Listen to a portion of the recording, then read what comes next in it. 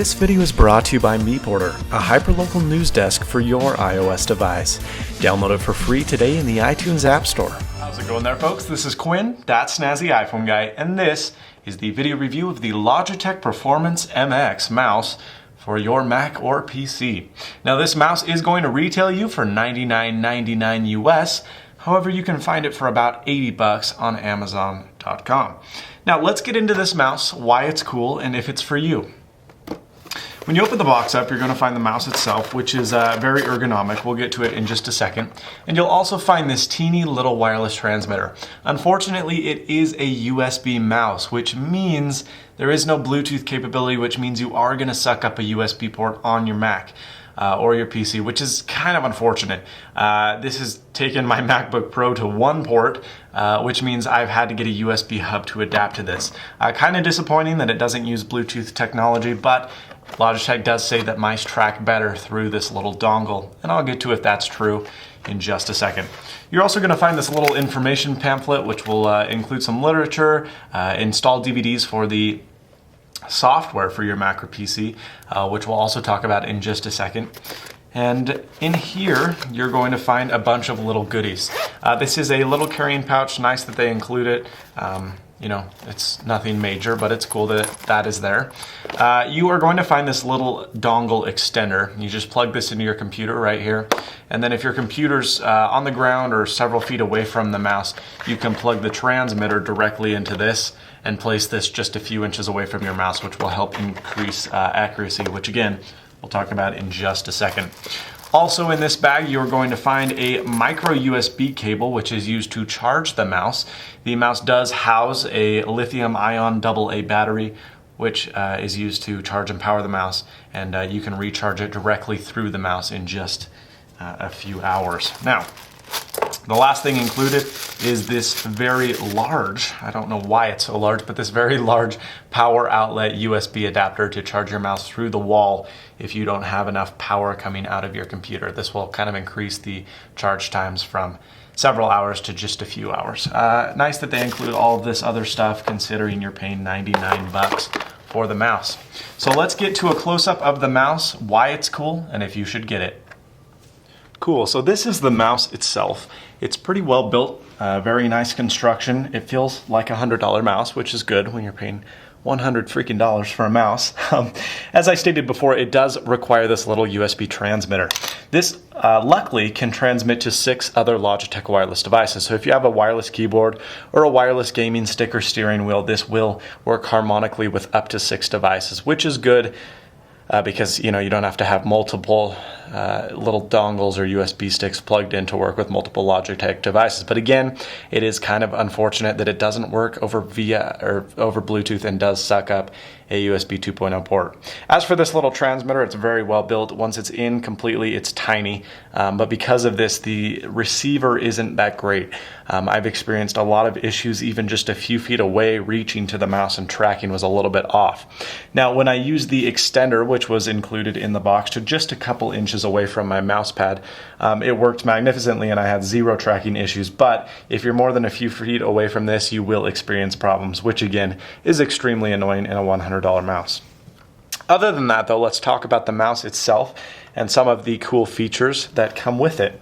Now, here on the bottom, you are going to find a on and off switch, which obviously turns the mouse on or off. You have Performance MX right there, and then you have this dark field advertisement. Now, dark field is this little ring that goes around the entire mouse, and what dark field allegedly does is makes this mouse trackable on nearly any surface.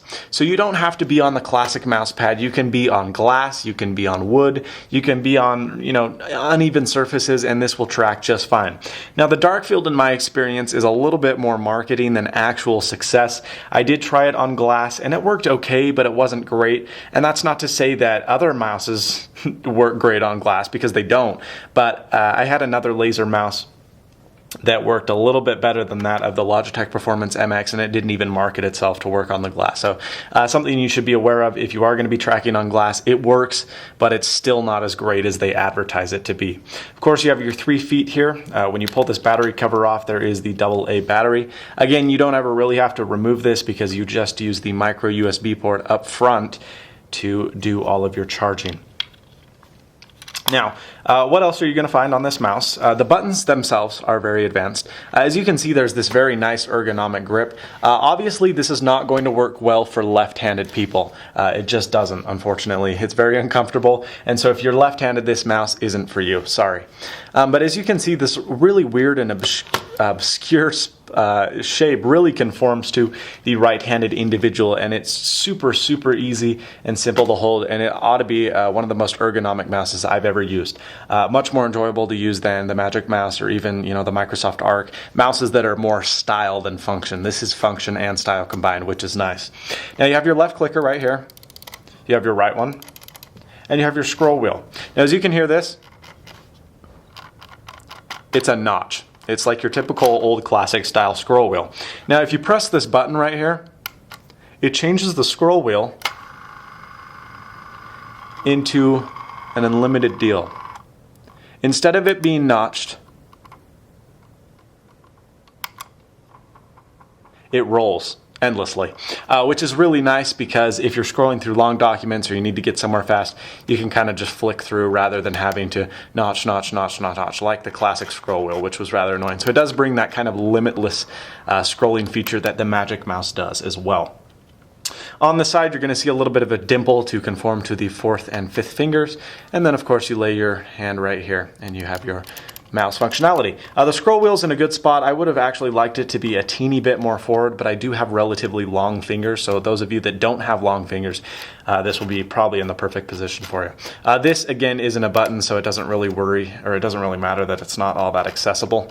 And then this also, if you press down on the scroll wheel, it will act as a click. I have it currently set to open Alfred, the app I did yesterday, but you can choose to open whatever you want. Now, you can also scroll sideways, which is nice because there's a lot of mice that don't do that. And all you have to do is tilt the wheel in the direction that you want to spin. No, it's not just poorly built. It actually is designed to go back and forth. And if you do need to go left or right on a page or a document, you just pull the wheel in that fashion and it will scroll left and right, which is cool. This little pattern right here, this little aluminum band, I'm not that fond of because it does get really fingerprinty and it looks pretty gross. And since that's where most of your finger is, you are going to get some muck up in there and it's just kind of grody. So I don't really like that design feature. You have some LEDs right here to show you the battery life, which is pretty cool. And then you have 5 buttons right here. So 4 buttons. You have 4 buttons right here. These are all customizable through the Mac and PC software. On the PC, it's a standalone application, and on the Mac, it's just a little system preference pane widget. But you can tell this mouse to do anything you want. Like, really, you can tell it to do anything. You can tell it to zoom in on stuff, go page forward and back, which I have set. You can also tell it to open certain web pages or open expose or spaces. And so really, these buttons are mappable to anything you want. Like the zoom button doesn't have to be a zoom button. Mine actually is not. So these buttons are forward and back. When I'm in the browser, I really like that multi-touch gesture on the Magic Mouse where I didn't have to go up to the back button or hit the delete key on the keyboard. And this is the same. You can hit this one to go back and hit this one to go forward, or vice versa. I programmed it to do that way. Now the zoom button is a little bit different. This by default zooms, but as everyone knows in macOS 10, the zooming isn't that great and it's really not all that vital. So what I have it to do is open mission control on the Macintosh OS X Lion. So that's cool. And then this button right here is a new button from the predecessor of the Performance MX. The Revolution MX didn't have this, and it's nice to see this here. This is a button that can do anything you want. I actually go to the URL youtube.com/my_videos a ton because I need to check my videos, check view numbers, make sure they're all up to count. So this button right there takes me directly to that web page, which is really cool. Safari doesn't even need to be open. It just opens and goes to that website. But again, this is mappable to virtually anything you want. Again, the mouse is really obscurely shaped. It looks rather ugly, but it's super functional. I've really enjoyed using it.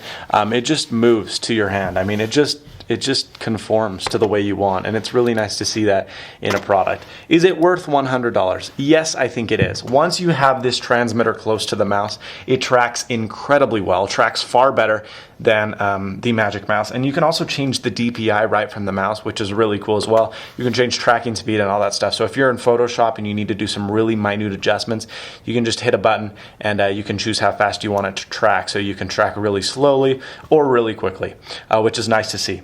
Really, the two complaints I have with this mouse, well, there's three. One, it's rather expensive. It's more expensive than the Magic Mouse. It's more expensive than virtually every mouse out there on the market. $100 isn't cheap to pay for a mouse. That being said, the mouse is still one of the most important tools of your computer, and it does make computing a lot easier. Second complaint is this little dongle. I wish it was just Bluetooth.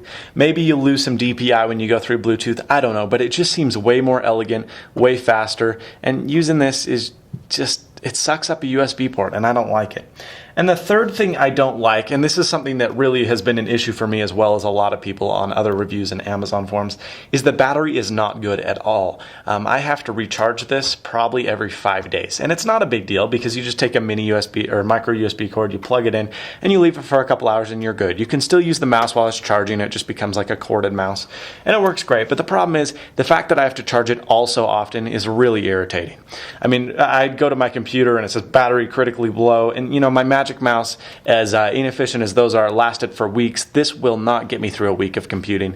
And I'm on my main computer quite a bit, but really not all that much a day, maybe 3 or 4 hours a day. So at max, 20 hours a week or 20 hours of use, and this will need to be recharged. It's not a big deal once again, but it really is irritating having to always plug your mouse in to recycle the battery. It may be that the battery is just lousy, and if you bought a good rechargeable battery, you'd have the issue resolved, but I just really rather irritating, and for a $100 mouse, it was kind of disappointing to see.